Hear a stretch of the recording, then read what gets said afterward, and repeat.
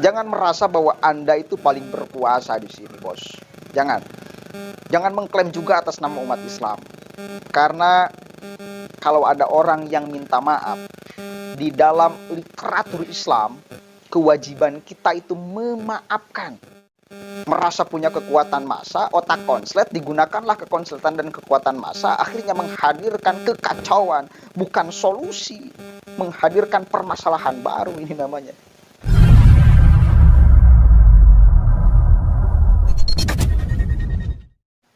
Assalamualaikum warahmatullahi wabarakatuh. Hamdan syukron lidah amma ba'd. Sahabat manusia plural yang saya hormati dan saya banggakan, saya tidak akan berhenti bersuara menyikapi orang yang satu ini ya. Karena bagi saya penting untuk penyadaran kepada masyarakat bahwa kita di dalam memilih penentu sikap kita, ucapan kita, spiritual kita kepada Allah, itu harus memilih orang yang tepat di dalam membimbing. Karena di zaman hari ini sangat banyak sekali orang yang hanya bisa mengubah cover tanpa mengubah isi. Ini penting saya terangkan karena ini urusan media sosial. Kita mampu memanipulasi apapun di sini. Termasuk saya mungkin memanipulasi ini. Tapi alhamdulillah sepanjang yang saya rasakan tidak memanipulasi apapun. Kalau ada tempat segini ya segini, di belakang kursi, di belakang adaban ya wis lah. Yang penting apa yang saya sampaikan mudah-mudahan ada manfaatnya. Bisa dipetik hikmahnya meskipun sedikit. Itu ya. Kemarin itu viral. Masalah podcast Deddy Corbuzier. Semua orang mengecam bahwa seolah Deddy Corbuzier mengkampanyekan tentang LGBT. Ya, seolah Deddy Corbuzier itu menyepakati adanya LGBT. Kenapa orang berkesimpulan itu? Karena tidak melihat secara utuh videonya, hanya melihat thumbnail dan judulnya. Kalau kata teman saya tuh, 2022 kok masih bisa tertipu sama thumbnail dan judul? Thumbnail dan judul itu hanya menjadi pemanis. Kalau kita pengen mendapatkan isi dari sebuah konten, itu bukan hanya melihat thumbnail dan judul, bos. Lihat secara keseluruhan, maka akan mendapatkan kesimpulan yang utuh. Kalau hanya melihat thumbnail dan judul, jelas kita akan mengimajinasinya sangat liar, ya, termasuk yang kemarin. Tapi wis, nasi sudah menjadi bubur, ya. Master Deddy Corbuzier sudah dikecam oleh banyak orang dan pada akhirnya beliau juga minta maaf. Saya pribadi bukan melegalkan LGBT, bukan. Saya juga kemudian syukur alhamdulillah. Artinya masyarakat Indonesia mayoritas masih sehat dan masih menggunakan akal sehatnya. Dengan bukti bahwa ketika video itu hadir menjadi viral dan dikecam. Ini membuktikan bahwa masyarakat Indonesia masih tidak mau adanya LGBT, ya. Dan itu sehat, dan itu sejalan dengan Al-Quran, dan itu sejalan dengan ajaran Islam. Jelas di dalam Al-Quran ada kaum Nabi Lut, umat Sodom, dan itu dikutuk oleh Allah Subhanahu wa Ta'ala. Ada seorang yang dia punya kelompok, merasanya punya kelompok, mungkin merasanya kelompoknya itu besar. Dia mengancam akan menggeruduk, ya, akan menggeruduk podcast Deddy Corbuzier dengan kekuatan massanya. Karena undang pasangan gay katanya. Padahal gini loh, secara pribadi ditampilkan di beberapa video juga, Deddy Corbuzier itu sudah minta maaf. Kalau kemudian kontennya menghadirkan keramaian, kericuhan, ya, kontroversi dan sebagainya, saya minta maaf. Udah dilaksanakan minta maaf. Videonya di take down, sudah dihapus tuh videonya. Yang reupload mungkin masih ada lah. Ya, reupload masih ada. Di channel Deddy Corbuzier itu sudah dihapus. Artinya apa? Sudah ada itikat baik dari Deddy Corbuzier untuk minta maaf dan menghapus konten yang dianggap keliru. Padahal sebetulnya gini loh, saya ingin menjelaskan satu kaidah penting sekali nih. Nabi Muhammad, beliau itu mampu menguasai Makkah dan Madinah karena paham ilmu jahiliyah. Makanya bisa menguasai Makkah dan Madinah. Karena di sana bukan hanya orang waras, tapi orang jahiliyah juga kan banyak di sana. Tapi Muhammad tahu ilmunya. Sehingga kemudian menghasilkan kaidah man lam ya'rifi syarra waqa'a fih. Barang siapa orang yang tidak tahu kejelekan, diam dulu ya sayang. Barang siapa orang yang tidak tahu kejelekan, maka dia akan tiba. Artinya apa? Berpotensi melakukan kejelekan itu. Jadi kejelekan itu kita harus tahu. Supaya apa? Supaya kita tidak terjerumus ke dalamnya. Gay, itu jelek. Kita harus tahu. Kenapa harus tahu? Supaya kita tidak terjerumus kepadanya. Kan gitu loh. Itu loh maksudnya. Ya. Ada orang yang menerangkan tentang maling. Tutorial maling. Ada yang menonton tuh ya. Ada yang menonton. Untuk orang yang tidak suka maling, dia jadi tahu. Oh begini strategi maling nih. Ya. Ketika tahu strategi maling, maka dia akan menjaga barangnya agar jangan sampai strategi itu masuk. Kan logika sederhana itu. Deddy Corbuzier mengundang gay, itu bukan berarti berkampanye gay. Bukan. Tidak melulu seperti itu. Agar masyarakat tahu bahwa penyakit ini ada. Gay itu ada. Dan jelek. Kalau jelek itu kita harus tahu. Ya, kita harus tahu. Kemudian masyarakat Indonesia menghindarinya. Kan gitu bos.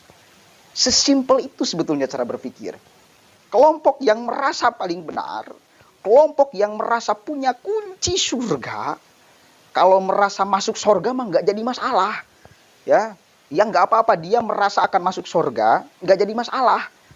Dan saya juga berharap banyak orang yang masuk surga. Saya berharapnya seluruh dunia kok masuk surga ya. Tapi kalau misal mencegah orang agar masuk surga, ini masalah. Siapa dia? Siapa dia? Ya. Dan banyak orang yang seperti itu sekarang. Ada orang namanya Novel Bakmumin. Udah tahu kan? Jadi artis terkenal sekarang dia tuh. Artis ya, bukan ustadz, bukan ulama. Anda harus catat itu. Bukan ulama, bukan ustadz, bukan kiai, artis wes lah. Karena sering nongol di televisi, ya, artis wes. Kalau dibicarakan masalah ulama, jauh sekali. Bukan ulama. Orang yang penuh otaknya dengan ilmu. Ya jelas bukan Novel Bakmumin. Baca Al-Quran juga belepotan kok. Masa mau disebut dia ulama? Tampilannya aja ke Arab-Araban. Bukan ke alim-aliman. Anda harus bisa membedakan ya. Mana orang yang mencirikan sebagai seorang alim. Mana yang hanya bisa mengubah secara tampilan, tapi tetap isinya tidak bisa diubah. Novel Bakmumin dengan berpenampilan, berpakaian jubah, itu bukan ciri bahwa dia sebagai seorang alim, bahwa dia sebagai seorang ulama, tapi bahwa dia sebagai orang yang sedang mengkampanyekan budaya Arab. Nah, untuk memverifikasi kevalidan apa yang saya ucapkan, saya akan bacakan beritanya ya, sedikit dari suara.com. Selain ajak umat Islam memboikot, PA 212 siap somasi Deddy Corbuzier karena undang pasangan gay. Pertanyaan saya kan simpel, siapa dia? Kok bisa somasi? Aduh kacau. Lagian Deddy Corbuzier sekali lagi sudah ada itikad yang sangat baik, meminta maaf juga ke publik kan. Kan itu ya, kenapa harus diperibet lah. Deddy Corbuzier yang mengundang pasangan gay Ragil Mahardika dan Predik juga mendapat kritik dari PA 212. Wasekjen PA 212 Novel Bakmumin mengajak umat Islam untuk memboikot kanal YouTube Deddy Corbuzier. Kami meminta umat Islam memboikot podcast Deddy Corbuzier, kata Novel saat dihubungi. Lebih lanjut, kata Novel, Majelis Ulama Indonesia MUI juga sudah mengambil langkah terkait polemik podcast Deddy Corbuzier. Tak hanya itu, dia juga minta agar ormas Islam di Indonesia untuk bersatu menyikapi lewat satu suara. MUI harus mempunyai sikap tegas. Begitu juga dengan ormas-ormas Islam lainnya untuk menolak aksi bejat tersebut. Bukan hanya mengajak memboikot, novel juga mengatakan PA212 kemungkinan akan melayangkan somasi pada Deddy Corbuzier.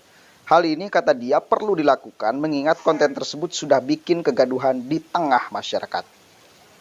Kami ada kemungkinan memberikan somasi tegas karena ini suatu bentuk diduga memancing kegaduhan serta diduga untuk bentuk provokasi yang sangat membahayakan keutuhan bangsa. Sementara Deddy Corbuzier telah angkat suara ikhwal kegaduhan ini. Lewat Instagram dia menyampaikan permintaan maaf. Intinya, novel mengancam akan menggeruduk podcast Deddy Corbuzier, akan mensomasi. Kenapa cara-cara terus seperti itu, bos? Untuk menyelesaikan persoalan itu kenapa harus membawa-bawa massa, mengatasnamakan umat Islam? Itu pertanyaan saya. Kalau nggak salah Mu'anas Alaidin, dia ngomentar ya urusan ini, cari uang yang halal kali. Apakah ini bisa dijadikan sebagai proyek oleh mereka? Ini kan menjadikan tanda tanya besar. Wong Deddy Corbuziernya juga sudah minta maaf kok, sudah menghapus kontennya kok. Kenapa harus diperibet? Jangan merasa bahwa Anda itu paling berkuasa di sini, bos. Jangan mengklaim juga atas nama umat Islam. Karena kalau ada orang yang minta maaf di dalam literatur Islam, kewajiban kita itu memaafkan. Yang paling susah itu memaafkan memang. Tapi kalau misalnya ada orang yang salah nih, ya, kemudian meminta maaf, ya, kemudian orang yang dipintai maaf itu tidak memberikan maaf, maka dosalah kepada orang yang tidak memberikan maaf. Deddy Corbuzier sudah minta maaf, sudah menghapus kontennya. Apa kemudian masalahnya? Nggak ada masalahnya lagi. Sudah klarifikasi sana sini dan sebagainya. Aneh saja dengan orang-orang yang selalu menggunakan kekuatan massa sembari tidak menggunakan otak. Ini masalah ini. Ini masalah yang terjadi sering. Gunakan kekuatan massa, otaknya tidak dibawa, ini masalah. Beda kalau kemudian otak dibawa gerakan massa, ini beda masalahnya. Akan menghasilkan kemudian kesimpulan yang baik, ya. Ini masanya menggunakan kekuatan massa, otaknya dihilangkan, ini masalah. Artinya apa? Dia ingin menyelesaikan masalah atau ingin membuat masalah baru? Oh, masalahnya juga sudah selesai. Kenapa ingin membuat masalah baru? Berarti kan ya otaknya yang konslet itu masalahnya. Di otak yang konslet. Merasa punya kekuatan massa, otak konslet, digunakanlah kekonsletan dan kekuatan massa, akhirnya menghadirkan kekacauan, bukan solusi. Menghadirkan permasalahan baru, ini namanya. Ya, mari kita berpikir yang sehat di dalam melihat segala persoalan. Wallahul muwaffiq ila aqwamit thoriq. Wallahu a'lam bishawab. Assalamualaikum warahmatullahi wabarakatuh.